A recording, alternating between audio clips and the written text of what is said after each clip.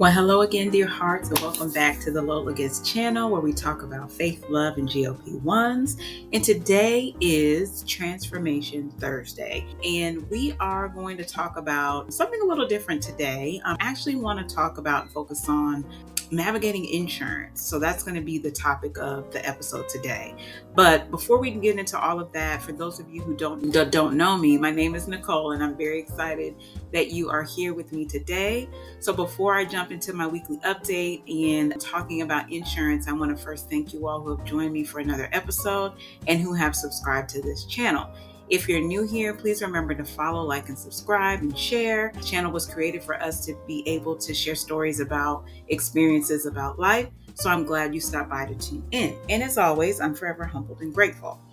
All right, so as I mentioned, I really wanted to share something practical, personal, and hopefully it's empowering of basically how I navigated the insurance process during my Zepbound journey. I've mentioned it. If you saw my other videos, I mentioned briefly about just kind of what my process was. I didn't really go into a lot of detail because once I figured out how my insurance worked, it really has been smooth sailing. But I did just get a notification from my pharmacy is through Express Scripts of some changes with my GLP-1 medication delivery. So I thought it'd be a good idea to just kind of use this episode to just dive in to my experience with my insurance. And I will only speak about the things that I know because I've experienced them personally. And then hopefully it's encouraging and offers some support to you all if you're on a similar journey like mine. So basically, let's recap a little bit because like I said, I did mention a little bit about this in some of my other videos.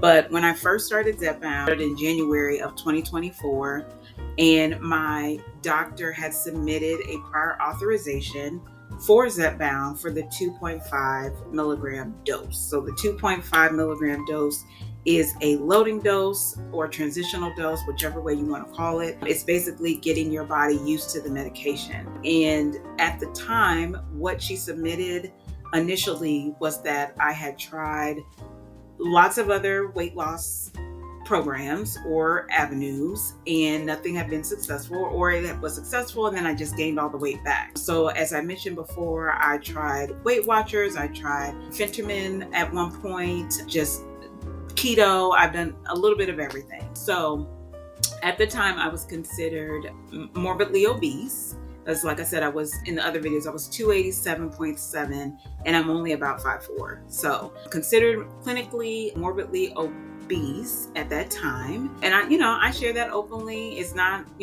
at the time I probably was more ashamed of it. I'm not now, just because I'm far from that now. So, if you saw my other video, you saw that I officially dropped 100 pounds from that time. So lots of gratitude from that, and just again sharing it openly to hopefully help others and help you all if you're on the same or similar journey. So once the authorization was approved, and this one was a little, I guess, tricky. The first notification I got from Express Scripts was that my prior authorization had been denied, and then really I think my doctor just had to submit additional information, because then within a couple of days I got another notification saying that my prescription had been approved. So that really was in the span of maybe about a month that all of that was going on. So then once it officially got approved, I asked for my prescription to be sent to my local pharmacy here in Walgreens, close to where I live, and then began a typical 28-day supply. So then, eventually, with everything that was going on, I had experienced at the time there was a shortage going on. So, and let me back up. So with the 2.5, I did that for the 3 months I was on it. I did that through the local pharmacy. And then with the 2.5, I was actually, because of my insurance, not allowed to stay on it longer than that. And they actually were only giving me 3, and I think I was able to get an additional, actually they gave me 2 months, and then I was given an additional month, just at a courtesy month is what they called it, I think. And so I was on it for 3 months, and then I had to titrate up to the 5 milligram because that is the maintenance dose. And at the time, my insurance did not allow you to stay on the transitional dose, 2.5, the 12.5, and the 7.5. You couldn't stay on those for longer than maybe 1 or 2 months, right? And then, so once I was, had to titrate up to the 5, I stayed on the 5 for a while. And that at that time, when I initially titrated up to the 5, I was looking at getting an 84-day supply from Express Scripts and home delivery. They had reached out, said I could get my medication cheaper that way, and then just not have to worry about getting just one box at a time, going to the pharmacy and all that kind of stuff. So before I did all that, though, we were in the midst of a shortage. So there was 1 month in there that I had to titrate back down to the 2.5. And because my insurance would not cover it, I had to pay out of pocket because I was not eligible to stay on the 2.5 any longer because I had already utilized my 3 months. So that was a little bit of a challenge. That was a little bit frustrating, honestly, because I had to pay out of pocket for one box, and then was still trying to figure out how I was going to get the 5 milligram. So this caused me to kind of go into action and really look at Express Scripts, looking at getting home delivery, and looking at getting the 84-day supply, because I did not want to have to do that every month, especially dealing with the shortage. And I wasn't sure how long that was going to be. If I could get the 3 boxes at a time, then even if there's a shortage, I have an abundance of my medication to kind of get me through. At least that was my thought. So then just basically the shift made everything smoother. It was easier to manage. It was easier for me to keep up with the cost of it. It's $60 for 3 boxes, where I was spending $30 a box for 3 months. So I was actually spending $90 within 3 months as opposed to $60 now within 3 months. So definitely cost savings there. And the other thing that I got today was about the changes that they're making. So actually, I'm going to give some tips, and then I'll go into the changes that my insurance made, and we'll kind of end with that. But basically what I would share, just kind of 5 tips to help you when you're navigating the insurance process, especially while on Zepbound, is to make sure that you document everything. Like document your weight history, your BMI, your blood pressure, because that was the other thing that my doctor was able to submit, because I actually have high blood pressure. So that was another thing that was included in my prior authorization, so morbidly obese, high blood pressure, and my insurance. And then my insurance, and I guess through my employer, we also have a weight loss tool or weight loss management tool, which is through Omada. And I don't know if you all know what Omada, I might drop the link down in there, but this was something that is provided through my insurance, and you can sign up if you meet certain criteria. So because I was considered morbidly obese, because I had high blood pressure, or at the time I think I was close to having high blood pressure, I was able to be admitted into that program. And then that was another weight loss management tool that I'm using that was able to get me approved for Zepbound. So a couple of things there. And some of it also has to do with who you work with. If you have insurance through your job, like just maybe knowing what your benefits are and knowing what they offer. So that way that can help you navigate your insurance if you're looking at starting a GLP-1. So anyway, back to that, some tips here. Document everything from day one.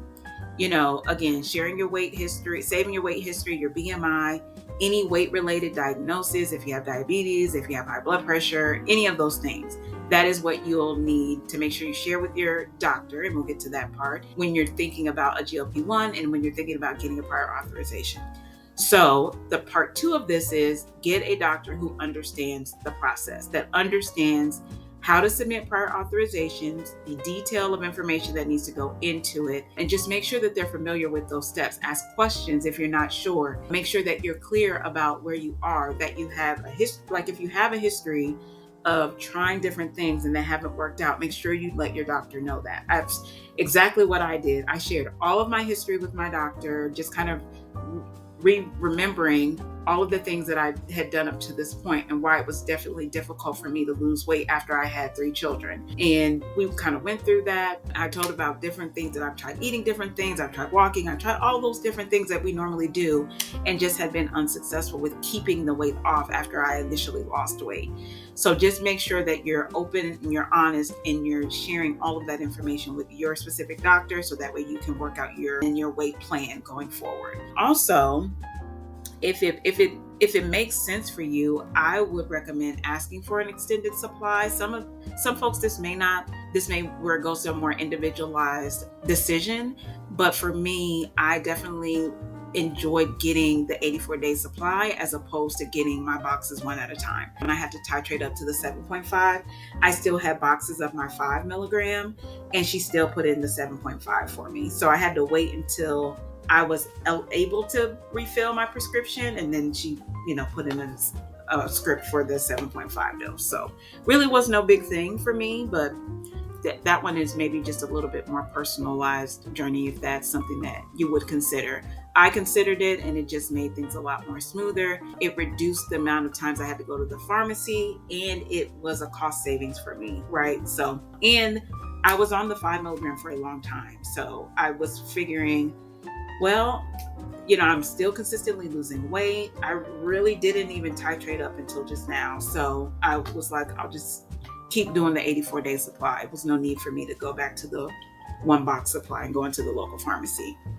The other thing I would say is monitor your BMI and your comorbidities. So Zepbound is typically covered for people with a BMI of 30 plus or 27 plus, if you have a condition like high blood pressure or diabetes or anything like that. So as your BMI improves, you definitely want to make sure that your doctor, is included on those ongoing conditions and future reauthorization requests. Because I know for some folks' insurance, I think if you get to a healthy BMI, let's say you're no longer needing blood pressure medicine, they could decide to take you off of the Zepbound, is what I've heard. I haven't gotten there yet, so I don't know how that actually works. So if you know more about that, please feel free to drop it in the comments. That just hasn't been my experience, just because I'm not there yet, right? My insurance is still covering everything, and I still have these issues. I'm not considered morbidly obese anymore. I am still considered obese though, and I still have high blood pressure, though it's improving. So blood pressure is improving. My BMI is going down. I think I'm at 32 right now, so I'm getting close to that, being under 30, under 27, and still, steadily losing weight. So I just have to monitor that for future years to come when we're ready to, when me and my doctor are ready to submit a new reauthorization request. Okay. And then last step here, step 5, just stay ready for your reauthorization. So even if you've been approved before, your insurance could recheck your status, right? So like I just said, you could be rechecked because your weight is probably improving at this point. If this is going into my 2nd year of being on Zepbound. So probably by the end of the year, I'll be closer to my goal weight. So that means probably by the end of the year, my BMI will be lower. I may or may not need the high blood pressure medicine, or I might be down to a lower dose. I don't know. I'm hoping so, but that could also impact my prior authorization with those numbers with my insurance. And that's something that I probably will follow up with my pharmacy, or my insurance specifically, just to see if they actually change it, because I actually don't know. So I think as a takeaway, I will follow up and just kind of let you all know what my insurance said about that. If they kick you off, or they keep you on, or they let you stay on maintenance. One thing that they did differently this year with my insurance, which I guess is a good thing, is they now allow you to stay on those half doses. So the 2.5, the 7.5, and the 12.5, you're able to stay on them and make it a more individualized thing. So where before they kicked you off. So shout out to my insurance and our employer. I don't know how that worked out, but it seems like they're more in tune with the GLP-1 information that's out and that's available, especially with Zepbound through Eli Lilly and what they recommend, and how they're, the information that Eli Lilly gives is that it's when you get to the 5, the 7.5, all of those doses, it's more of an individualized process for you. It's not that you need to have to titrate up if you don't need to, right? I'd be mortified if I was on the 7.5 and they told me that I had to get off and get up to the 10 when the 7.5 is working just fine for me. So there is no reason for me right now at this stage to titrate up to the 10. If I had titrated up last year to 7.5, I would only be able to stay on it for 1 or 2 months, and then would have had to go up to the 10. And that might have been detrimental to me, because if I didn't need that high of a dose, just didn't make any sense. So I think that's a good thing that they changed for this year with my specific insurance.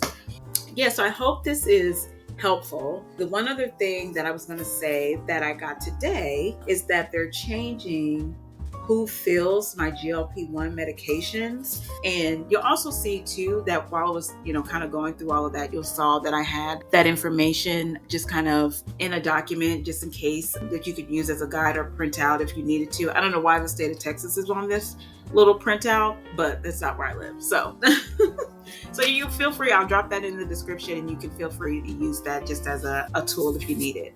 But one thing they sent me today is that my GLP-1 medications are going to be now filled by in-guide pharmacy and Express Scripts. So still through Express Scripts, but now it's more in-guide pharmacy. So I looked this up and I'm still digging. So you're getting this fresh from me because I'm just now looking all this up because I don't understand what the difference is. What it does say though is that Ever North in-guide pharmacy is providing more benefits for GLP-1 prescriptions that need to be filled. So some of the things that they mention on their website is that you get more assistance with getting you safely to your optimal dose for best results. There's a 90-day supply switch now instead of an 84-day supply. So it's switching to a longer supply that could save time and money. And then it also says there's an extended payment plan that'll be offered. So it allows you to spread out your costs with the option to pay in 3 equal payments instead of all at once. And I'm assuming maybe that is if your insurance doesn't cover it, because I was like, I don't need to spread out $60 that I have to pay.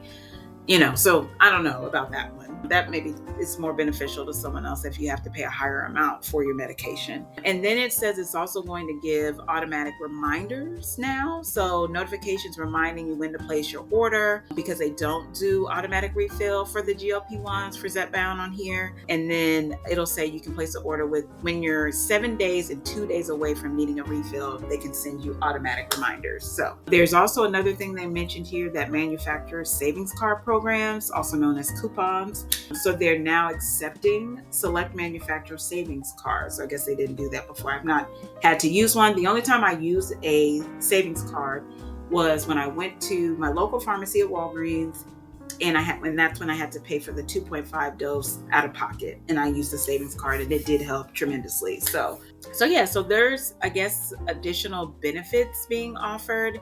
At first, I was worried that they were saying that my Zepbound was no longer being covered, but not the case. Apparently, they're just giving some more benefits for the GLP-1 community that need to fill their prescriptions. So there's a lot more stuff. It talks about how they'll send the GLP-1 prescription to your door, which is nothing new. I've been getting home delivery. And then I guess with free standard shipping, I can't recall if my shipping was free. I maybe need to double check that. So that might be new, but I haven't double checked. So all good things. So this is exciting for me. I guess it was already a smooth process. So I'm just curious to see how different the process will actually be. It still looks like it's still Express Scripts. I still go to the same website and log in and can look at my prescription. So this is supposed to take effect on June 15th. So next week. So we'll see what happens. I'll keep you all updated on that.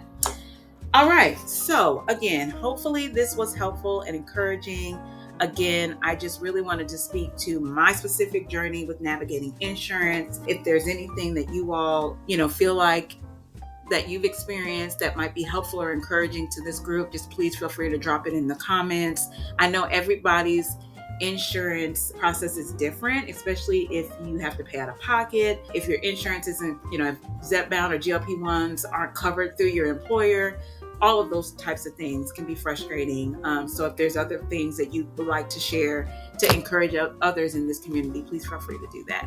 So, starting out, especially when you're starting a GLP-1, your insurance can definitely feel like a maze, and it definitely was for me. And I just had to navigate my, first of all, my personal journey, and then also talking with my doctor, keeping her in the loop with, where I was, and then understanding my insurance, right? Like understanding what my employer's benefits were, and then understanding my pharmacy benefits, all of that kind of stuff. So I hope this video reminds you all that you're not alone and that you have support in a lot of different places, right? So let me know in the comments again if you have questions or if you want to share your journey with me or with the others in this community. But don't forget to download the visual guide if you'd like that. And I've added that to today's video as well. And it's free and printable, okay? So thank you all for being here today for another update, and stay tuned for more because more is always coming. Have a good one.